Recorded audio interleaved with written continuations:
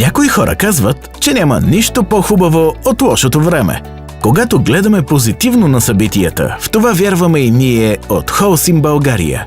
Защото един дъждовен ден през месец октомври 2024 година се превърна в празник за завода ни.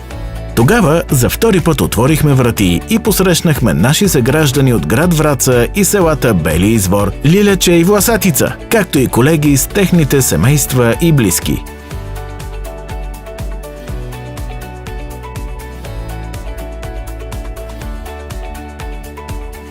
По време на вече традиционния ни ден на отворените врати Холсим и приятели, споделихме приятни и вълнуващи моменти с гостите ни. Разказахме им за завода на обиколка с влакче. Предизвикахме ги с викторини и познавателни игри с награди за производството на цимент и декарбонизацията на строителството. Гостите ни посетиха информационни кътове, на които представихме дейността си, ценностите си и ангажиментите си към обществото и природата.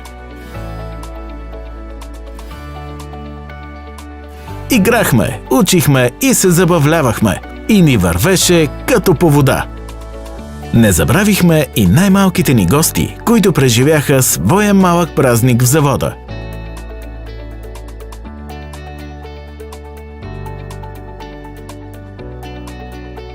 Интересът към работата в завода расте. Затова и на специален информационен кът разказахме за възможностите за работа в Холсим.